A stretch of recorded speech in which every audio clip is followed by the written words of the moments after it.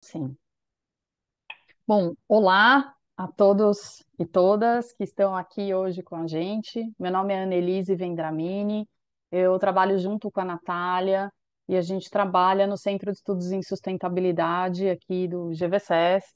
E hoje a gente tem uma discussão muito interessante, que é a discussão sobre taxonomias sustentáveis, enfim, são vários ângulos que nós vamos abordar aqui hoje nessa manhã sobre esse tema. Nessa manhã, nós temos uma discussão a respeito de um relatório que nós vamos publicar, né, que é um relatório que resume aí um trabalho recente que nós fizemos no âmbito desse projeto que é o Sustainable Finance for Biodiversity. Esse é um projeto que foi lançado em 2021. Ele é um projeto patrocinado com apoio da International Climate Initiative, ICI, na sigla em alemão.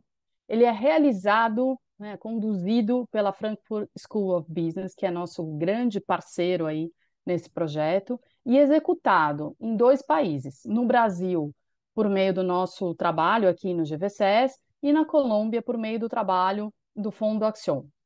Então, a gente tem trabalhado realmente aí muito a várias mãos, tem sido um trabalho muito colaborativo ao longo desses anos, desde 2021, quando ele foi lançado. Ele é um trabalho que se propõe a fazer um engajamento nessa discussão sobre taxonomias e o papel das taxonomias, via produção de conhecimento e engajamento. Nesses anos de projeto, então, a gente lançou em 2021, nós fizemos aí algumas discussões com vários parceiros. O primeiro parceiro com quem a gente conversou, a primeira pessoa com quem a gente conversou sobre esse projeto foi a Fernanda Paio, aqui do Lab, por isso até já dando um spoiler do porquê que quando a gente pensou em convidar alguém para falar sobre esse tema, ela foi a primeira pessoa que a gente pensou, não só porque ela é, tem nos apoiado aí, né, na discussão sobre o projeto, mas porque o Lab, em particular, tem feito um trabalho muito bacana sobre o tema de taxonomias. Eu já vou falar um pouquinho sobre isso. Em 2022, ainda no âmbito do nosso projeto, nós lançamos um relatório que está disponível, é público, sobre o panorama de finanças da biodiversidade no Brasil, que olhava especificamente para esses desafios dos impactos e dependências da biodiversidade no cultivo de soja e pecuária de corte no Brasil. Eu quero abrir aqui um parênteses para dizer que toda vez que a gente pensa sobre financiamento da biodiversidade, e a gente sabe que esse é um tema que aparece com muita recorrência nos fóruns internacionais e mesmo aqui no Brasil, a gente precisa ter em mente que é muito difícil juntar esses dois temas, finanças e biodiversidade. Porque a gente, no mundo financeiro, a gente pensa em termos de setores econômicos, a gente não pensa em termos de biodiversidade. Então, precisa se fazer uma tradução mesmo de como é que eu conecto os setores econômicos, as atividades econômicas com temas que são relevantes para a sociedade, como, por exemplo, a biodiversidade. Nós tentamos fazer isso nesse trabalho do panorama de finanças da biodiversidade no Brasil. Obviamente, nós não estamos sozinhos nesse esforço. O INCOR, por exemplo, é um exemplo de uma iniciativa que procura fazer justamente isso, e esse é um trabalho muito relevante. As taxonomias são outros exemplos, né, de esforços nessa direção, de juntar atividades econômicas com diversos objetivos ambientais. Então, esse foi o nosso relatório do panorama das finanças da biodiversidade no Brasil em 2022, está disponível para quem tiver interesse. Ainda em 2022, a gente realizou dois webinars também sobre esses temas, e aí em 2023, a gente se aprofundou na taxonomia da União Europeia. Então, a gente se aprofundou para valer mesmo. Não foi só leitura, estudo de documentos, diretivas. E para quem está estudando esse assunto, e eu sei que provavelmente vários de vocês que estão aqui hoje estão se aprofundando e têm interesse nesse assunto, vocês sabem que esse é um tema de uma complexidade muito grande. Porque a gente está falando de regulação, a gente está falando de um trabalho que começou na União Europeia em 2019. Então, de fato, é um corpo muito grande de conhecimento. Então, para que a gente pudesse ter um aprofundamento que também fosse prático e que nos ajudasse nessa compreensão de como é a realidade disso na União Europeia, a gente contratou uma empresa, que é uma empresa que está muito conectada ao processo de relato, de acordo com toda a regulação da União Europeia, que é a Greenome, que foi nosso parceiro aí durante o ano de 2023. Então, nós fizemos treinamento, a nossa própria equipe, e além disso, Nós fizemos 3 workshops presenciais na AGV e a gente convidou vários atores aí para participarem desses workshops, que foram esses treinamentos práticos da Greenome sobre o que está acontecendo na União Europeia.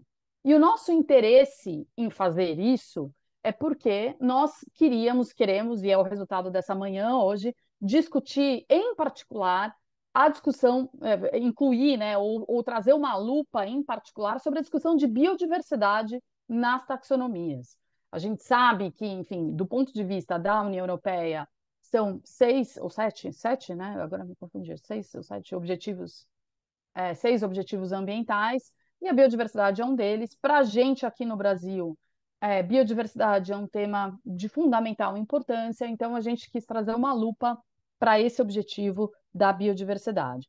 Para isso, além de olhar, então, o que, que a gente tem para aprender com a taxonomia da União Europeia, como a questão da biodiversidade está prevista, então, nesse objetivo ambiental. A gente também se debruçou sobre os critérios técnicos, né, os Technical Screening Criteria. Nós tivemos a sorte aí de poder contar com um painel de 11 especialistas, isso é parte do projeto. Então, nós juntamos aí 11 especialistas que toparam esse esforço com a gente. Esse painel consultivo com 11 especialistas em biodiversidade e agricultura, para a gente mergulhar nessa possível tradução, e super entre aspas, porque óbvio que foi um esforço contido no tempo, né? Mas que eles pudessem nos ajudar a pensar nessa tradução da aplicabilidade ou não da taxonomia da União Europeia, tendo, né, essa lente da biodiversidade para o Brasil. Quais seriam os desafios, enfim. E tudo isso está registrado, organizado, sistematizado nesse relatório que a Natália vai apresentar hoje. Então, eu queria agradecer muito nos nossos parceiros nesse projeto, né, a International Climate Initiative, que é esse grande ator aí que vem fomentando cooperação internacional nos temas muito relevantes da agenda ambiental. A Frankfurt School of Business, por ter sido esse parceiro maravilhoso ao longo desses anos. O Fundación, que também é um parceiro muito bacana nessa troca de informações e desafios entre Brasil e Colômbia, né? Tem muitas similaridades aí de desafios, principalmente no âmbito institucional. O LEB, por ter sido esse lugar que também está com uma agenda importante de olhar para as questões de taxonomia, biodiversidade, clima, enfim, a gente pôde participar de várias reuniões e a Fernanda, desde o começo, se dispôs a conversar com a gente, enfim, trocamos várias figurinhas. Então, vai um agradecimento muito especial, não só por esse trabalho em particular, Fernanda, mas por todo o trabalho que vocês vêm fazendo aí ao longo desses anos, né? E aí eu queria dizer para quem está aqui com a gente hoje, se ainda não leu o relatório do LEB de 2023 sobre as taxonomias, esse mapeamento das taxonomias, fica aqui a recomendação de ler. Eles também têm um sumário executivo muito, muito bom. Então, leiam, né?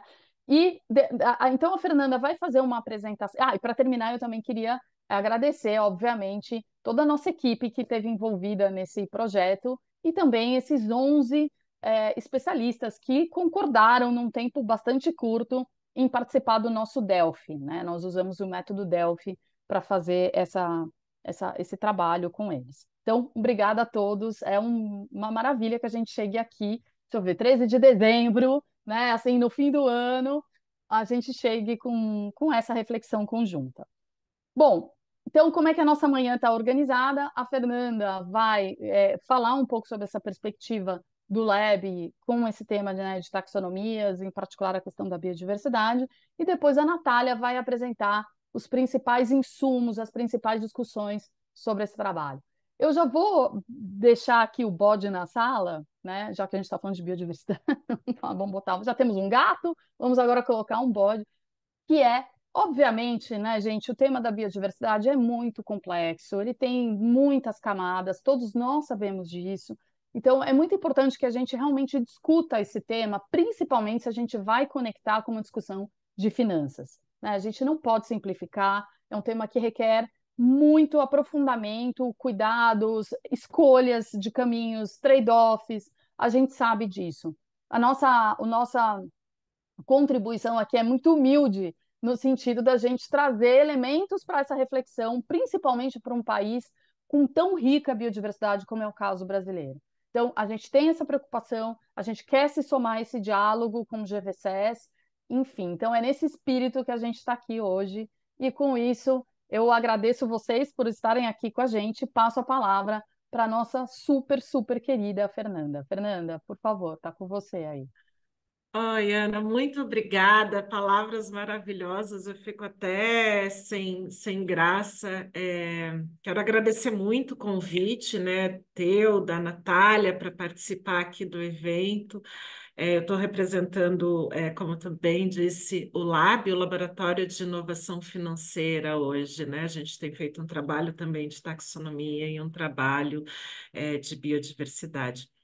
É, super, super obrigado, Anne, super, super obrigada, Natália. Quero mandar um obrigada e um beijo também para o Daniel, que eu estou vendo aí, que participa lá do Lab, e o Guilherme, que também tem participado, né, do Lab, e o Diogo, com quem eu já tenho mantido algumas conversas.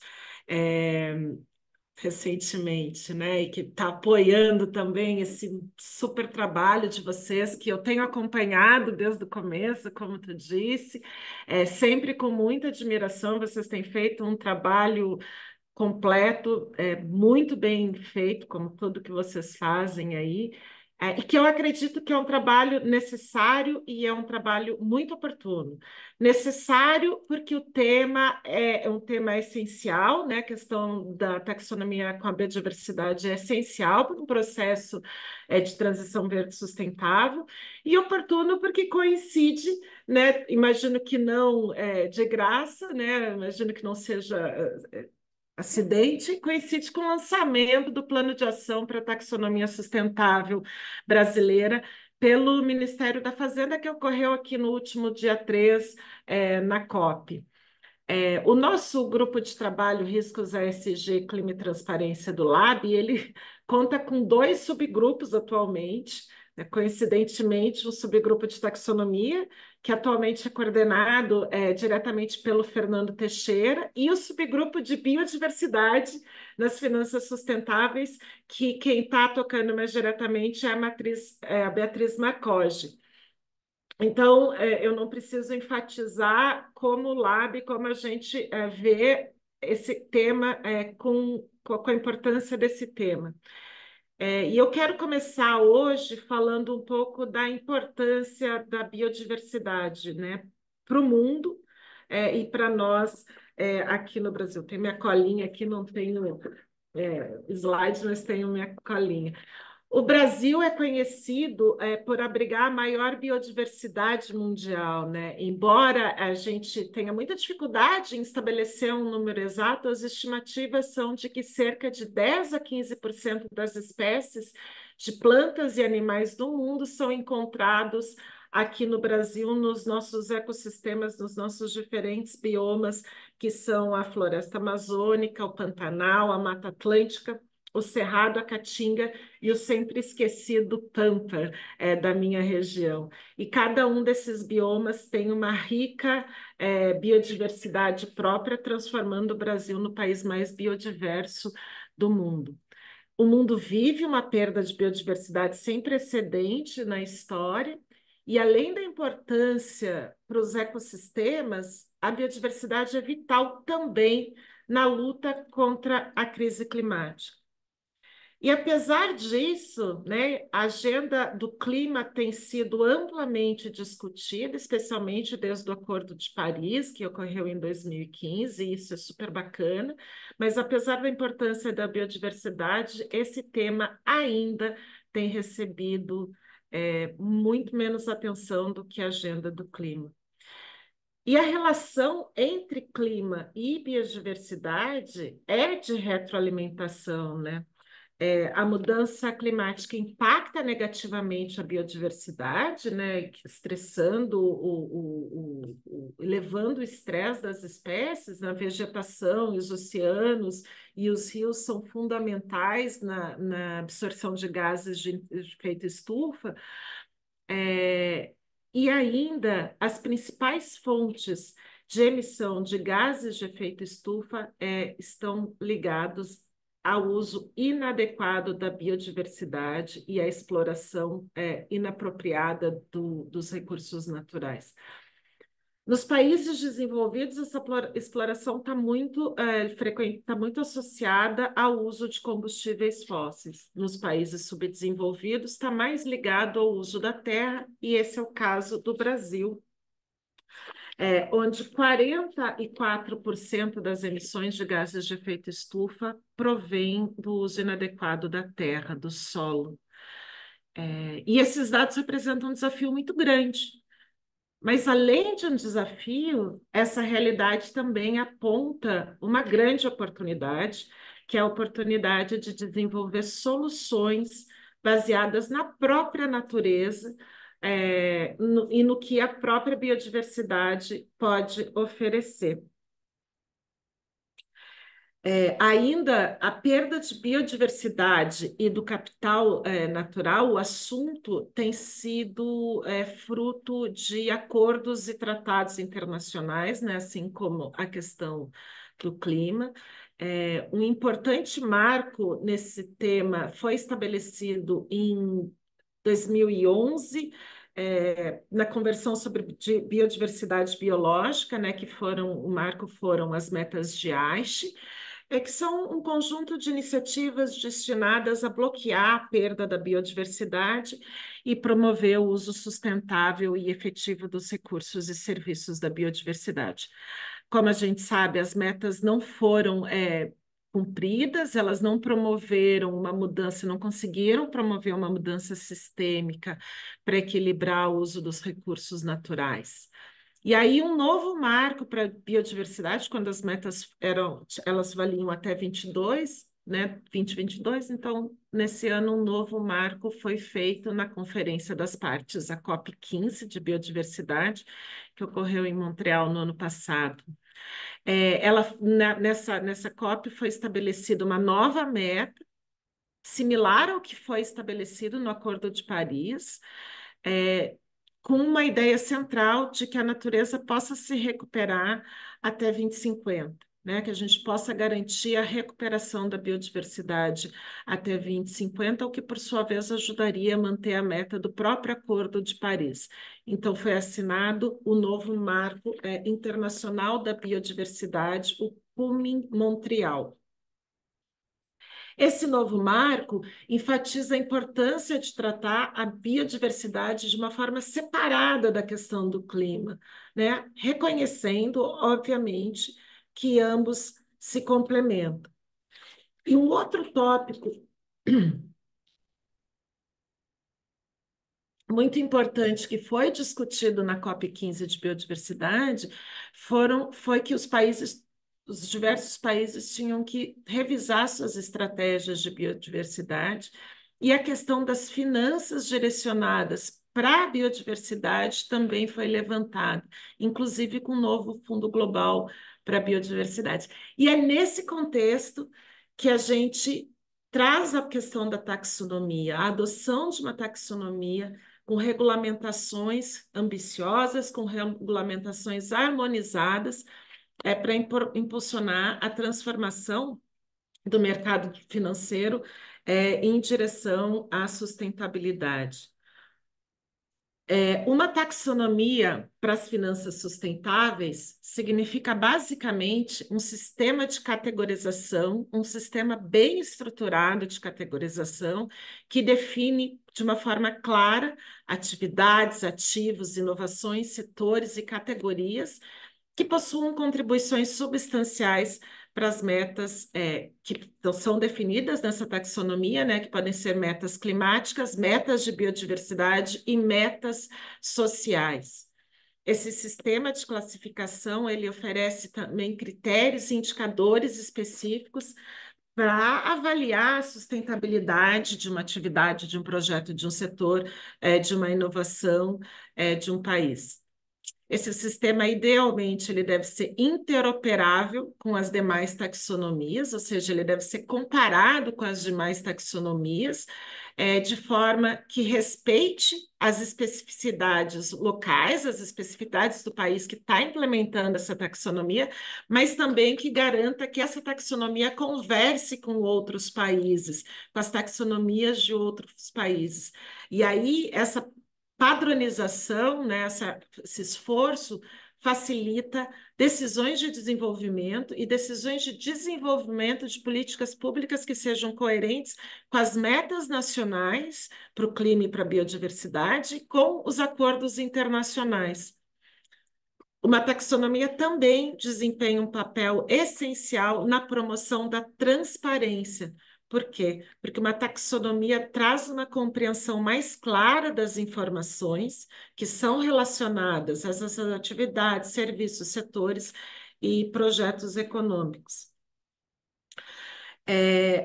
A taxonomia simplifica a comunicação, porque ela faz uma padronização, ela faz um sistema de atividades que são comparáveis, né? Um pode ser comparável com o outro, e isso ajuda também no monitoramento dos projetos sustentáveis e ajuda, obviamente, a evitar a lavagem verde, o famoso greenwashing.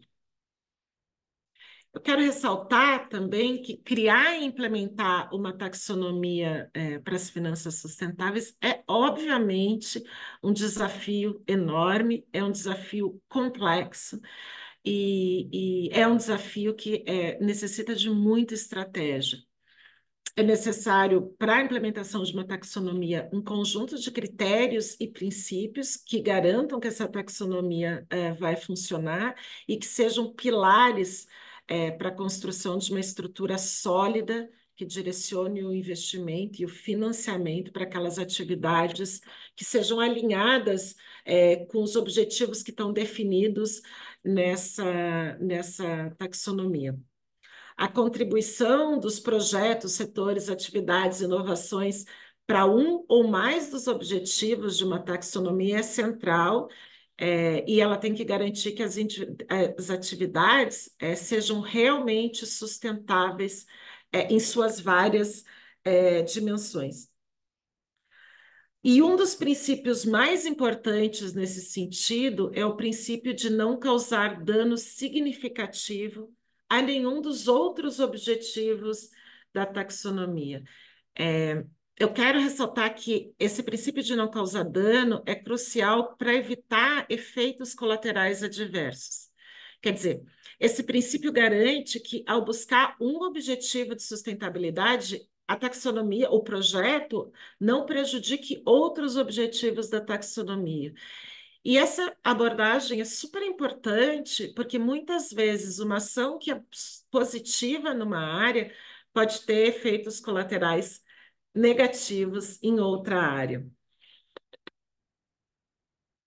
A gente também tem o cumprimento de salvaguardas que adicionam uma camada extra de responsabilidade às atividades incluídas na taxonomia.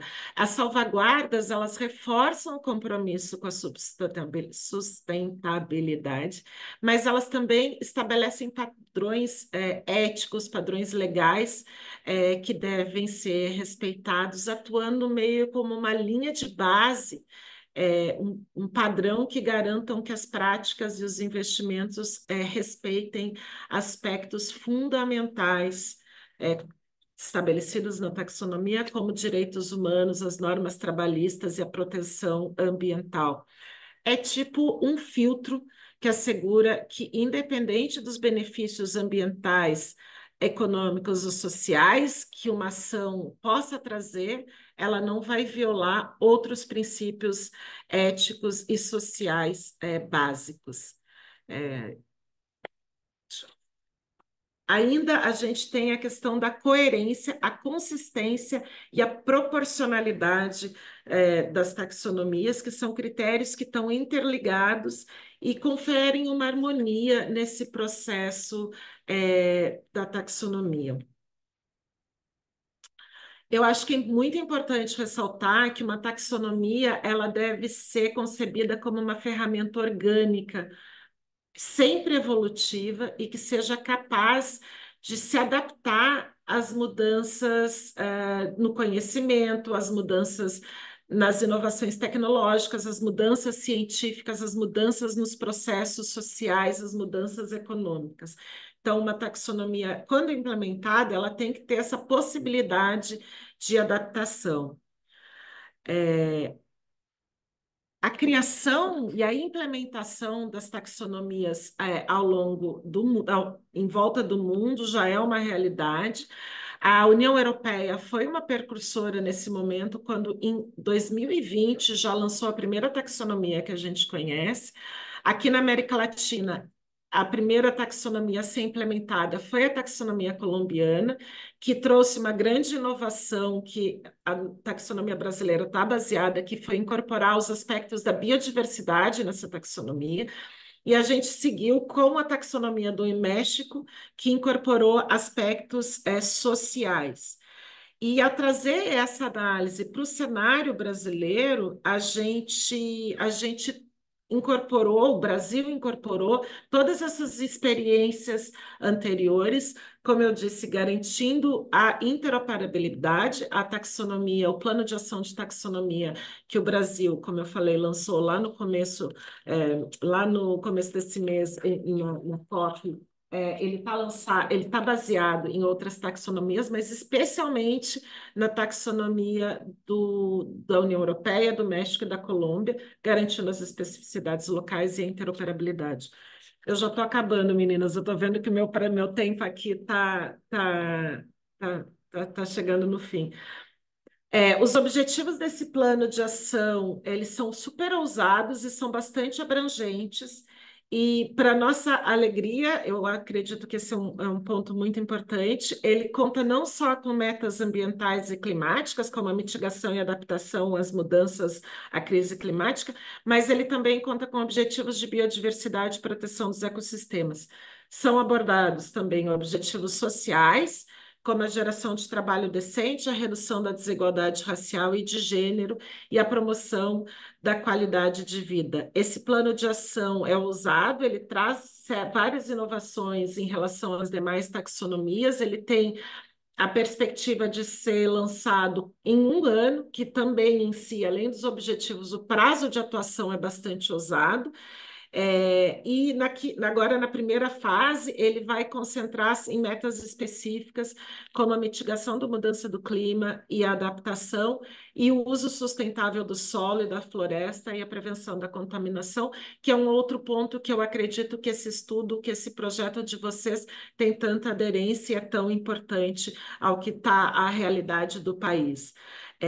Essas metas, a ideia dessa tecnologia, dessa taxonomia que está sendo implementada, é que ela seja uma base também para o processo de adensamento tecnológico, né, do plano do governo. Então, o que eu vejo, se bem feita, né, e eu tenho esperança que seja, o Brasil está caminhando para a implementação de uma taxonomia que não seja apenas uma ferramenta classificatória, não que uma ferramenta classificatória seja pouco, porque isso já é por si só algo bastante relevante, mas que seja também um instrumento estratégico para que a gente direcione a política pública e para que a gente direcione, enquanto país, as finanças sustentáveis, né, para uma economia de baixo carbono e para a sustentabilidade, cumprindo aí os acordos internacionais. E aí, nesse novo cenário, eu acredito que o mercado como um todo, e especificamente o mercado financeiro privado, tem um papel essencial de ser, de fato, um catalisador desse processo de mudanças.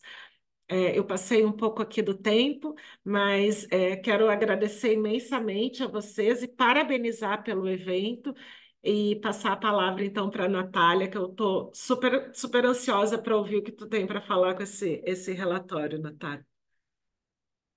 Muito obrigada, Fernanda. Foi ótimo ouvir você. Bom, eu vou, como a Annelise trouxe no começo, né? Eu vou apresentar o estudo que a gente fez, que é fruto desse projeto. Vou compartilhar minha tela aqui, que eu trago alguns slides. Ah, e vocês me avisam se vocês não conseguirem ver. Dá para ver, né? Bom, então, primeiro eu Ô, queria Nath, agradecer. mas só uma coisa, não está no modo apresentação. Se você clicar no livrinho, aqui embaixo, Uai, para mim aparece no modo apresentação. é um Peraí, vamos de problema do novo. Zoom. Ele sempre faz pega essas aqui Aqui, embaixo. então, mas acho que eu vou ter que fazer Não, não é aí, diferente. é no livrinho, no livrinho. Do lado desse da tela cheia. Juro. Isso, tenta aí, vê se funciona. Primeira vez que eu peço. Deu certo. Não deu. Então, Ainda não, mas talvez. eu acho Não, que eu ainda não. sei. Eu vou trocar a tela. Ou Vamos se ver se não, agora talvez funciona. descompartilhar e depois compartilhar, talvez.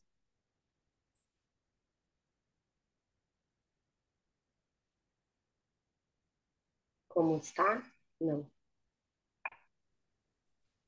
Agora a gente está vendo o slide, o próximo, sabe aquela tela que é a tela mais interna Sei. lá, acho que Vamos eu pus. lá, outra tentativa. Agora Ah, foi. deu. Agora Agora deu. sim. Desculpa, gente. Agora Pior deu. que a gente testou antes, hein?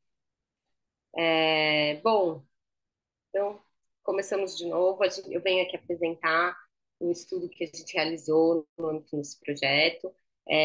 Para encerrar, né, o projeto agora em 2023, queria agradecer o Daniel, que estava aqui me ajudando, a Camila, o Gustavo, a Carolina Macedo e a Anne, que é a nossa coordenadora. A gente, e além dos outros parceiros, né, do Fundação, da Frankfurt School, da Greenom, e dos 11 especialistas que participaram do painel, né, a partir desses insumos é que a gente foi capaz de construir esse estudo, essas considerações, né?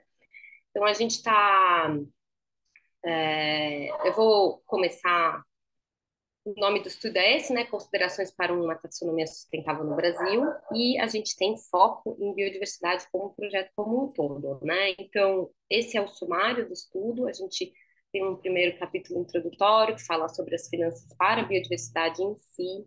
Esse é o segundo estudo desse publicado no âmbito desse projeto. Tem um primeiro, né, que eu convido até vocês a olharem, que fala sobre finanças para a biodiversidade no Brasil, dar um panorama. O segundo capítulo trata da aplicabilidade da taxonomia da União Europeia ao contexto brasileiro. O terceiro faz uma reflexão sobre a taxonomia sustentável para o setor agrícola e para o objetivo de conservação e restauração da biodiversidade no contexto brasileiro. E foi aqui, principalmente, os insumos do painel especialistas, né? Eram especialistas em biodiversidade e agricultura que trouxeram diversos insights para a gente trazer aqui. E, por fim, a gente resume nesse capítulo de elementos básicos para uma taxonomia no Brasil.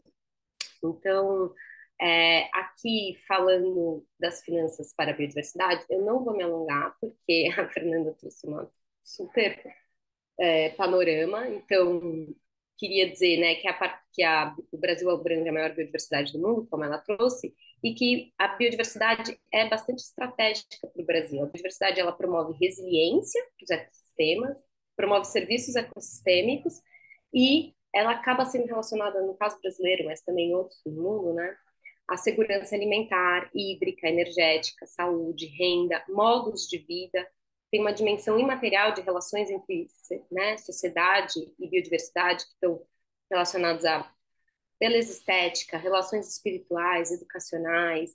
É, existe a dimensão da biodiversidade relacionada a material genético que pode ser muito importante para pesquisas acadêmicas, desenvolvimento de produtos em indústrias, por exemplo, como nutrição, cosméticos, biocombustível, farmacêuticas, mas não só essas, né? Enfim, existe um grande valor relacionado à biodiversidade, inclusive um estoque de possibilidades para o futuro que, é, que, que estão nessa biodiversidade que o Brasil tem aí essa grande oportunidade. Então, digamos que a biodiversidade ela é bastante estratégica para o mundo e para o Brasil. O Brasil abriga 6 biomas, 2 deles são hotspots, ou seja, estão em constante ameaça, sendo eles a Mata Atlântica e o Cerrado. Todos eles, né, na verdade, estão em constante ameaça. E o Brasil tem uma ampla legislação relacionada, e metas, né, relacionadas à biodiversidade, e é signatário de acordos internacionais. A Fernanda trouxe diversos deles, né? A gente vai falar de alguns deles durante os próximos capítulos, então não vou me ater aqui. O que é importante é de entender que o direcionamento dos recursos para a biodiversidade é um desafio. Tem uma parte que é desafiador convencer, né, que determinada atividade contribui ou não para a biodiversidade, e tem uma parte que a gente não conhece muito bem o direcionamento, como esses recursos são alocados em atividades ou para a restauração e conservação da biodiversidade. Então, no primeiro estudo que a gente fez sobre o panorama, a gente fala sobre o diagnóstico da destinação de recursos públicos para a biodiversidade, entendendo que ele é incompleto e desatualizado, e também não existe um mapeamento tal qual este para a canalização de recursos privados, né? Então, a taxonomia ela contribui também para conseguir definir e mapear a destinação desses recursos para um objetivo como a conservação e restauração da biodiversidade. Então, taxonomia, ela vem com esse papel, né, de ser um instrumento sistematizado de classificação para a definição de atividades econômicas que contribuem para objetivos ambientais e sociais, tal qual a conservação e restauração da biodiversidade. A Fernanda trouxe bastante, né, o que é taxonomia, como ela funciona, para que ela serve, então não vou me alongar aqui. Queria dizer contar um pouco do panorama de como isso está no mundo. Então, a taxonomia da União Europeia, ela foi pioneira, né? A Fernanda falou, ela veio aí a partir de 2020. Ela está sob um guarda-chuva que é do Green Deal europeu. E o Green Deal traz, além da taxonomia, outros instrumentos de reporte, de sustentabilidade e de due diligence para sustentabilidade, mas que, enfim, né, ela faz parte de um conjunto de instrumentos para conseguir atingir os objetivos propostos pelo Green Deal, né? De ser uma economia neutra em carbono até 2050, de ser uma economia resiliente, de ter investimentos em energia renovável, em eficiência energética, enfim, muitos objetivos do guarda-chuva do Green Deal como um todo. A Fernanda também falou um pouco sobre as diversas taxonomias que estão aí sendo implementadas, né, publicadas, implementadas nas diferentes jurisdições no mundo. A gente nem arriscou colocar um número aqui, porque isso está bem dinâmico, digamos. Mas além da taxonomia da União Europeia, a gente queria trazer também a taxonomia verde da Colômbia. Ela participou bastante do nosso estudo, porque a gente tinha um parceiro, né, colombiano, que é a Fundação, que participou de debates, trouxe diversos insights para a gente. Também é um parceiro, né, também é um país sul-americano e tem características de biodiversidade próximas ao Brasil. Então, a gente entendeu, além de que o plano de ação, né, da taxonomia sustentável brasileira também se baseia na taxonomia verde da Colômbia. Então, a gente trouxe alguns insumos relacionados a ela. Além dessas taxonomias de diferentes jurisdições, existem esforços supranacionais. Vale aqui mencionar o da UNEP, que fez um framework, né, para taxonomias sustentáveis para a América Latina, e que também foi insumo para o nosso estudo.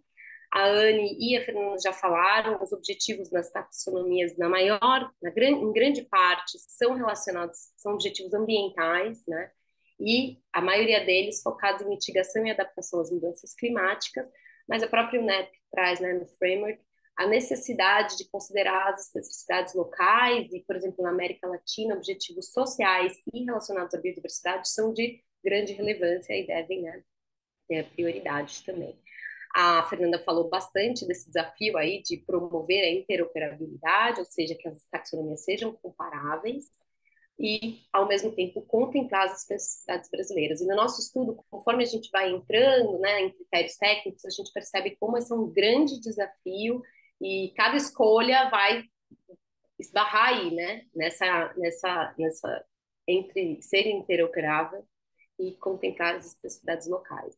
No Brasil, também falamos que já existe, né, taxonomia verde da FEBRABAN, também existe um sistema de classificação para saneamento e infraestrutura hídrica. mas que, sob o guarda-chuva do Plano de Transformação Ecológica, a Fernanda já trouxe o Plano de Ação para a Taxonomia Sustentável Brasileira, que foi recém-lançado, então já faço habeas corpus preventivos, que a gente, no estudo, acabou considerando só a primeira versão dele, que estava em consulta pública, mas não conseguiu considerar a versão final, lançada agora.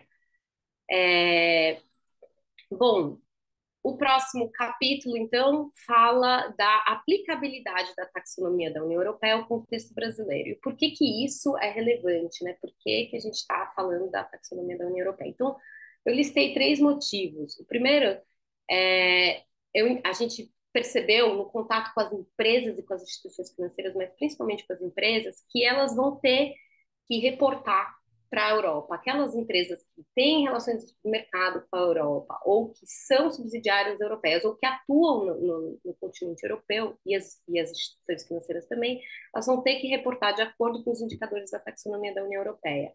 Então, é importante elas entenderem como funciona e como né, a interoperabilidade ou qual a aplicabilidade ao contexto brasileiro faz bastante sentido para elas. O próprio outro fator é a própria interoperabilidade. Então, para garantir a facilidade de fluxos financeiros, né, para que a taxonomia não seja uma barreira, é interessante promover a comparabilidade, proximidade, em termos principalmente de estrutura, objetivos, setores. Quando começa a chegar num nível de critério técnico, a gente vai falar um pouquinho sobre isso, começa a ficar bastante difícil de ser tão comparável, né?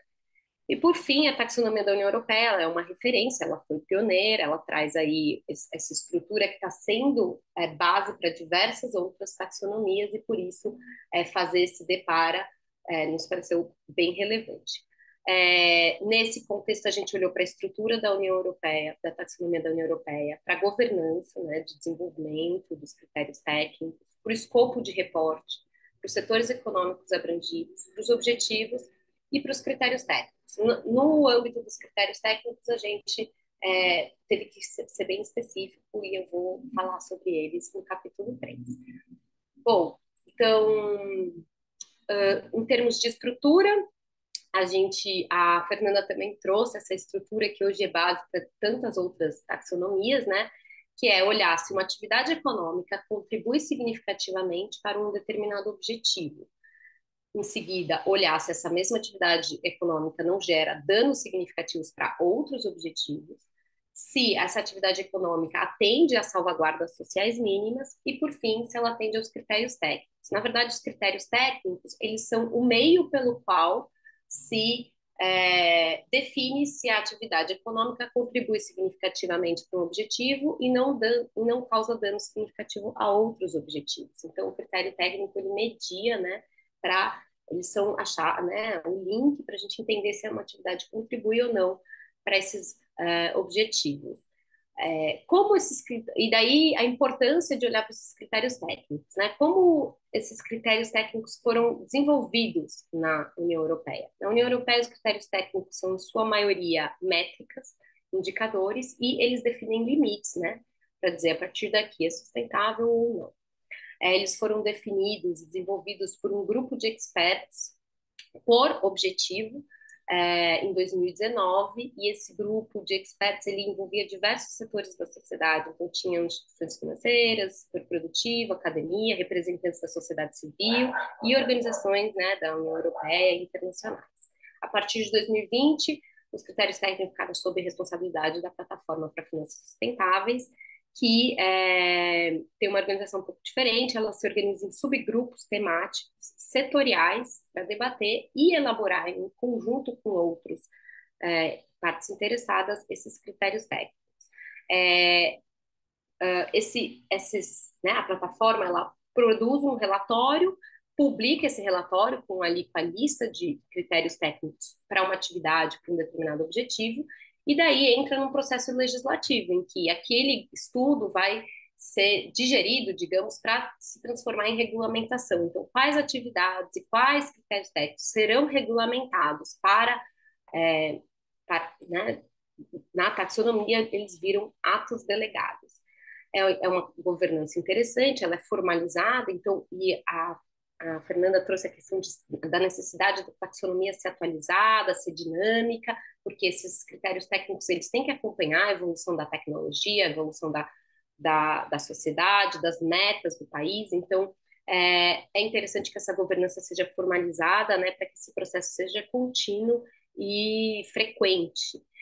Bom, a partir das conversas com os nossos, todos, né, com os diversos atores que a gente conversou, então tivemos workshops com empresas, instituições financeiras, governo, sociedade civil, tivemos um painel de especialistas, a gente percebeu que essa estrutura oferecida pela taxonomia da União Europeia, ela é bastante robusta e ela é interessante porque ela promove esse olhar transversal. Uma atividade, ela é olhada para um determinado objetivo, né, a contribuição para um determinado objetivo, mas se analisa também se não causa dano a nenhum outro objetivo e também as salvaguardas sociais mínimas.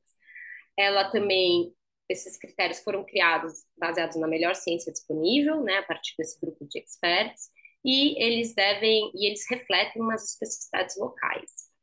A governança também foi entendida pelas pessoas que a gente conversou como bem definida, é interessante que ela é regulamentada por lei e que ela traz para a contribuição diversos membros ou membros de diversos setores da sociedade.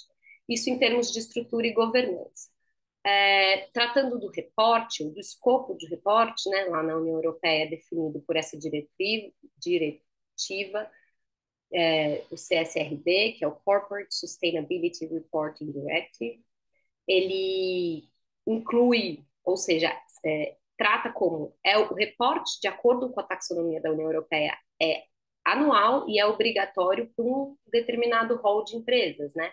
São as empresas listadas na Bolsa de Valores da União Europeia e grandes empresas. E daí, esses grandes empresas, né, os critérios para ser incluído como grandes empresas aí estão descritos no CSRD, e também todas as instituições financeiras que emitem ou distribuem produtos financeiros na União Europeia. Então, ele é um reporte anual obrigatório e ele tem dois níveis. Um, que é a empresa que está dentro do escopo deve reportar a extensão das atividades cobertas pela taxonomia. Isso eles chamam de elegibilidade. Ou seja, nem todas as atividades da economia estão cobertas pela taxonomia. Ela vai reportar a porcentagem das atividades que ela tem, que estão cobertas pela taxonomia. Isso eles chamam de elegibilidade. E na sequência, ela é obrigada a reportar a porção dessas que cumpre com os critérios técnicos, ou seja, que estão alinhadas aos critérios técnicos dos objetivos da taxonomia, né? Então, esse reporte acontece nesses dois níveis. E aqui uma coisa importante de entender é que, ou seja, nem todas as atividades e nem todo mundo vai ter que reportar em relação à taxonomia, não é para todo mundo. Bom, as pessoas que a gente conversou trouxeram que é muito importante, de fato, ser um instrumento obrigatório e que é importante ter claro e definido os prazos e esse período transitório, né, para que as instituições consigam se organizar. É importante iniciar com grandes empresas, sim, né, porque é quem tem mais capacidade, recursos, mas que numa segunda fase é importante incluir atividades de pequenas empresas que contribuam para a transição, entendendo que os recursos, né, que existirá um apetite de investimento em atividades que estejam alinhadas à taxonomia, é importante que pequenas empresas também possam ser classificadas ali, elas podem fazer de forma voluntária, lógico, mas possam ser classificadas porque elas têm grande contribuição para a transição para uma economia, né, que promova a conservação e restauração da biodiversidade. E por fim, falando da taxonomia da União Europeia ainda, atualmente são abrangidos 13 setores, são atividades de 13 setores, nem todas as atividades desses 13 setores estão incluídas, mas diversas delas. Esses setores, dentre eles, existe energia, construção, proteção e restauração ambiental, silvicultura, setor financeiro e segurador, indústria, transformadora, abastecimento de água e transporte, entre outros. Mas para dizer que entre esses 13 setores não está a mineração e não está também o setor florestal, né, de florestais, de atividades florestais, agrícolas e pesqueiras. Existe a plataforma de finanças sustentáveis da União Europeia, ela publicou a proposta de critérios técnicos para esse setor florestal, agrícola e pesqueiro, para os objetivos de biodiversidade, para todos os objetivos, na verdade, mas esse setor foi retirado do escopo da taxonomia da União Europeia. As classificações, né, as atividades são classificadas lá de acordo com o código que eles chamam de NEIS, que é equivalente ao KINAI brasileiro, mas eles perceberam que existe uma limitação do NEIS, porque existem atividades que têm contribuições para os diversos objetivos muito diferentes, que são categorizadas dentro do mesmo código, né? Então, nos atos delegados, eles listam algumas dessas atividades e descrevem a atividade, né? Então, e daí esses são os setores e os objetivos, a Anne já trouxe, né? São 6 objetivos na União Europeia: mitigação às mudanças climáticas, adaptação às mudanças climáticas. Estão aí em negrito porque eles foram os primeiros a serem regulamentados e já estão em vigor. Depois tem uso sustentável da água e proteção de recursos marinhos, transição para uma economia circular, prevenção e controle da poluição e proteção, e conservação e restauração da biodiversidade e ecossistemas, que é o foco desse estudo. Em conversa com os atores, a gente, né, nos workshops principalmente, vieram como setores prioritários para o Brasil: agropecuária, energia e mineração, enquanto o setor energético está contemplado na taxonomia da União Europeia. O setor agropecuário e de mineração não estão, né, e ainda assim são setores prioritários para o Brasil e devem estar, de acordo com o plano de ação, na taxonomia brasileira. E o uso do KINAI, que é o Código de Classificação Brasileiro, mas que tem aí as mesmas limitações em termos de venalidade, né? Então, para deixar anotado, digamos. Os atores também, né, nos workshops falaram que os objetivos de mitigação e adaptação às mudanças climáticas são prioritários, né? Então, até para seguir as diversas taxonomias no mundo, esses são objetivos prioritários também, porque existe muito recurso para atividades, né, para esse tipo de objetivo, mas que biodiversidade e objetivos sociais são também de alta relevância para o Brasil. Bom, então essa foi um pouco da análise que a gente fez entre, né, a aplicabilidade da taxonomia da União Europeia para o contexto brasileiro. Como eu falei, quando chega no nível de critério técnico, as especificidades são muito grandes, né? Tem que estar muito relacionado ao território, ainda mais num objetivo quando se fala de biodiversidade, e tem que estar muito relacionado ao território, ao que está acontecendo ali, né? Porque a biodiversidade é muito local. Então, eu vou passar rápido aqui pelos critérios técnicos. A gente fez essa avaliação a partir dos insumos dos especialistas, né? E a gente olhou para ambições e metas, especificidades do contexto brasileiro. A gente fez para o setor agrícola em específico, né? Para o setor agrícola e para o objetivo de biodiversidade. A gente olhou para a estrutura e para os critérios técnicos de 2 taxonomias, né? Daquela proposta da Plataforma de Finanças Sustentáveis da União Europeia e a Taxonomia Verde da Colômbia. E olhamos também para aspectos de operacionalização e salvaguardas mínimas, basicamente.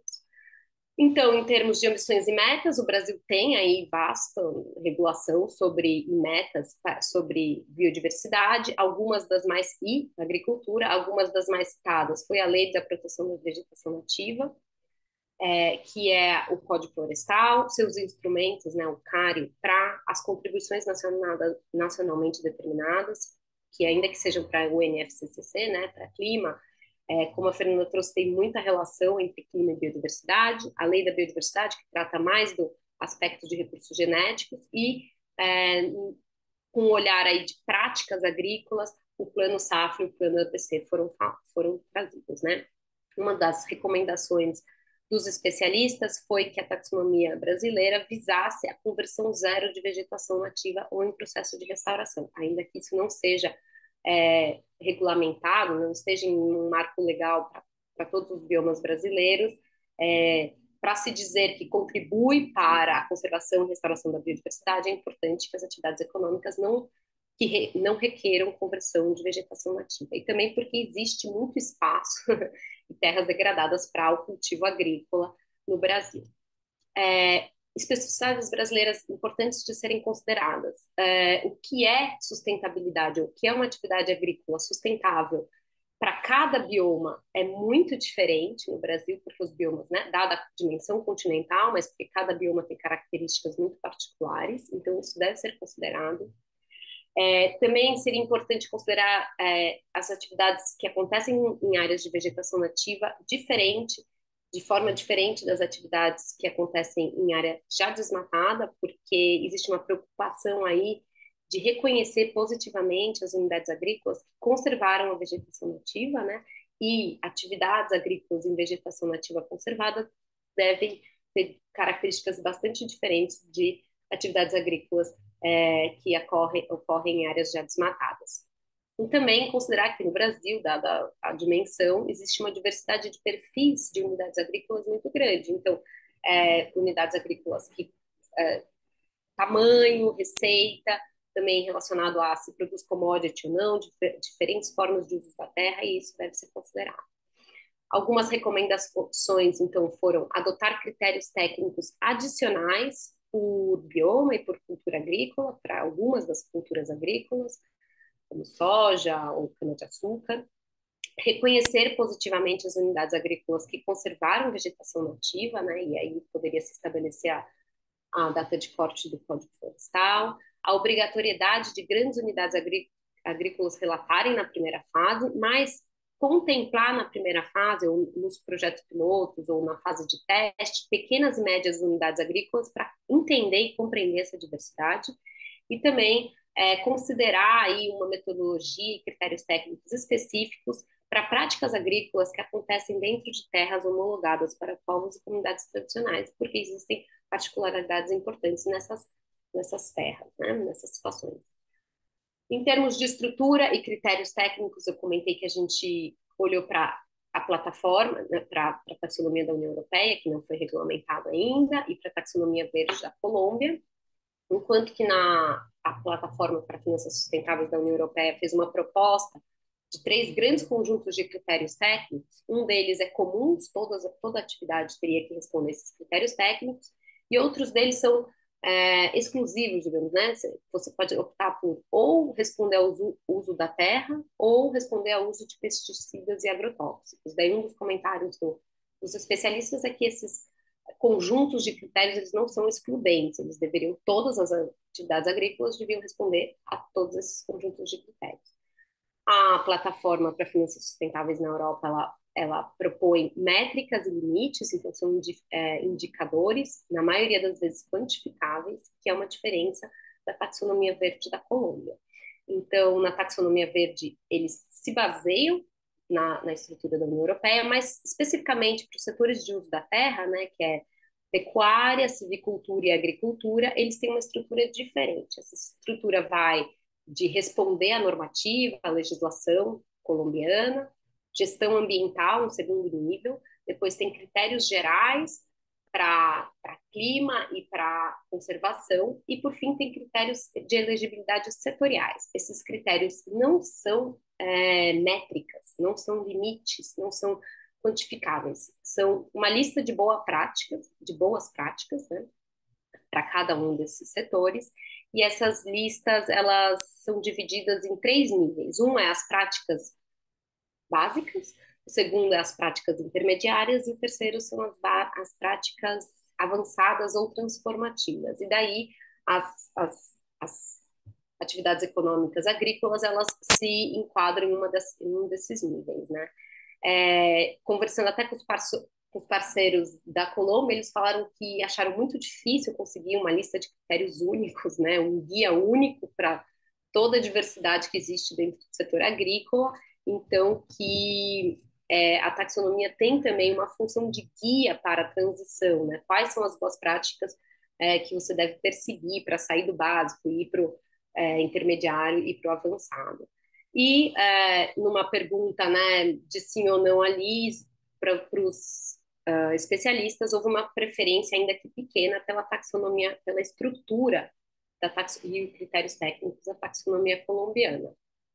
Entrando nos critérios técnicos, eu não vou falar de um por um, existe bastante convergência, entre os critérios técnicos. Então, existe esse módulo uso da terra, né, que na taxonomia da União Europeia é o uso da terra, na Colômbia eles falam de modificação de habitat, e na União Europeia eles dividem em três diferentes itens, né? Um que é área não produtiva, com características de paisagem de alta biodiversidade, daí os especialistas identificaram uma proximidade com a reserva legal brasileira, né?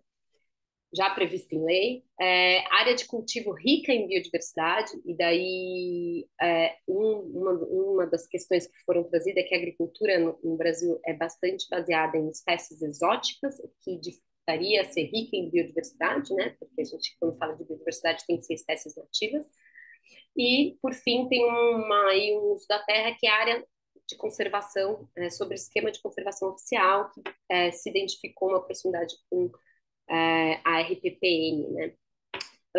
Outro critério são os agrotóxicos e pesticidas, que são critérios fundamentais, ainda que distantes, né, da plena aplicação no Brasil. O limite, a limitação do uso desses agrotóxicos e pesticidas é positivo para valorizar agroextrativistas e agricultura orgânica, porque não usam fertilizantes minerais. A agricultura brasileira é bastante dependente de insumos químicos, o que complexifica, né, ter um critério como esse, mas a adubação verde é uma alternativa aos sintéticos. Seria um processo complexo de transição, mas ainda assim é alcançável. Outros critérios técnicos que apareceram: espécies invasivas, foi destaque critérios relacionados ao uso da água e manejo do solo, isso porque são critérios relacionados a serviços ecossistêmicos, né, e não de área específica. Falou-se, ambas as taxonomias tratam de diversificação e rotação de culturas, que é bastante relevante para a biodiversidade e que é uma prática promovida, né, por política pública e realizada no Brasil, ainda que na maioria das vezes seja soja e milho, e daí tem que se questionar como isso de fato contribui, né, para a conservação da biodiversidade. Existe na Colômbia um critério relacionado ao melhoramento genético em sementes e uso de biotecnologia. Os especialistas falaram bastante de tomar cuidado com os termos e de ter esse critério de forma mais abrangente, portanto, favorecendo a diversidade genética das sementes e a diversidade cultural e de saberes, procurando sementes melhoradas na própria fazenda, pelos próprios agricultores. Foi considerado importante pelos especialistas na estrutura da Colômbia a possibilidade de ter níveis de transição, né? Lá tem práticas básicas, intermediárias e avançadas. E uma sugestão é que fosse usado o mesmo critério técnico, mas com diferentes limites. Então, que a mensuração fosse feita sobre um único, né, indicador, e que, dependendo do resultado, você conseguisse se enquadrar em diferentes níveis, mas que não fosse binário, você contribui ou não contribui para a biodiversidade. E, por fim, também a sugestão de definir limites e indicadores dos critérios técnicos a partir do que já existe na legislação vigente. O próprio Código Florestal foi usado, até porque na União Europeia um dos critérios técnicos propostos, né, pela plataforma fala em ter 20% de área não produtiva com alta biodiversidade, que é muito próximo do que a gente tem aqui em termos de reserva legal para a maioria dos biomas. Bom, passei rápido pelos critérios, a questão da operacionalização, que é uma coisa que tem que ser pensada desde o começo, é importante, porque vai ser um grande desafio, dado, né, ao Brasil com dimensões continentais. Os especialistas entenderam que, de forma geral, ela é operacionalizável conforme, né, reporte em base anual, reporte no nível da planta ou da unidade agrícola, dados mensurados, foi o único que teve uma resposta que tratou como não operacionalizável, e informações devem ser auditadas. E falou-se, né, que existem limites tecnológicos para essa operacionalização, mas que eles são passíveis de superação mediante investimento em capacidade técnica e conhecimento científico. Então, como a gente sabe, o MRV, né, que é a mensuração, relato e a verificação, vai ser um grande desafio, e por isso é importante ter clareza no cronograma de aplicação da taxonomia e nos mecanismos que vão ser disponibilizados para realizar o MRV. Os critérios técnicos, né, se eles forem alinhados às práticas e procedimentos já existentes e disseminados no Brasil, facilita muito, porque são coisas que eventualmente já estão sendo mensuradas, já estão sendo verificadas. O nível da unidade agrícola é importante para a mensuração dos critérios técnicos, e é também importante que reflitam níveis de transição. Foi mencionado que para operacionalizar vai ser necessário ter capilaridade, então fortalecer órgãos e treinar, né, em níveis estaduais e municipais. O monitoramento deve partir de bases já existentes, sensoriamento remoto, inteligência artificial, bibliotecas digitais devem contribuir. Uma sugestão para a agricultura nas primeiras fases é o relato bianual, né, para diminuir um pouco a carga e custos, né, de MRV, e para pequenas e médias, né, mas principalmente pequenas unidades agrícolas, ter processos participativos e autodeclaratórios que já acontecem em alguns esquemas de certificação orgânicas e que funcionam, né, e que daí teria uma verificação, uma auditoria periódica mais espaçada. E para que os agricultores tenham, né, assim, queiram participar e reportar a taxonomia, é importante que isso seja vinculado a crédito, a venda no mercado externo e tenha uma obrigatoriedade. Bom, agora eu vou passar rapidamente, porque eu sei que a gente já passou muito do tempo, sobre os elementos, né? Então, e na verdade aqui a gente acaba sumarizando o que foi falado até agora, mas sinaliza, é importante o plano de ação, né? Ele sinaliza a perspectiva de investimento para empresas e instituições financeiras, ele se alinha em iniciativas globais e ele serve, né? Tenta direcionar recursos para o atingimento das ambições e metas brasileiras. A interoperabilidade, considerações das especificidades brasileiras, vai ser um desafio, né? Dadas a dimensão brasileira do país. É importante compreender o instrumento, né, que os atores, todos envolvidos, compreendam os instrumentos, seus objetivos e seus riscos. Existem atividades que estão ficando de fora da taxonomia, não necessariamente não são sustentáveis. É importante ter uma governança bem definida e a gente sugere que seja estabelecida em legislação, com processo detalhado e inclusivo, baseado na melhor ciência disponível, porque isso garante continuidade, garante ou busca, né, ter dinamismo e que seja a revista atualizada com frequência. Entendemos que os setores prioritários são agropecuária, energia e mineração e que os objetivos climáticos são prioritários, assim como biodiversidade e objetivos sociais. É importante considerar as particularidades sub-regionais nos critérios técnicos. Os critérios técnicos preferencialmente devem ser quantificáveis, mas podem ser combinados com uma lista de atividades, como acontece no caso da Colômbia, para determinadas atividades que já são tidas como contribuidoras, né, para a biodiversidade. Um dos exemplos dado lá foi sistemas agroflorestais. Reconhecimento positivo das unidades agrícolas que mantiveram a vegetação nativa, busca, né, uma meta de nenhuma conversão de vegetação nativa, para que a atividade seja alinhada à taxonomia, entender e dar previsibilidade em termos de MRV, mensuração, relato e verificação. Bom, aqui, para terminar, desculpa aí a gente se alongar tanto, essa é a capa do estudo, no QR Code é possível ir direto para o link, senão também o estudo está disponível no site do projeto, a gente vai compartilhar nas diversas redes sociais também. E era isso, agradeço muito a atenção e quem ficou, né, até agora, sei que passamos bastante do tempo.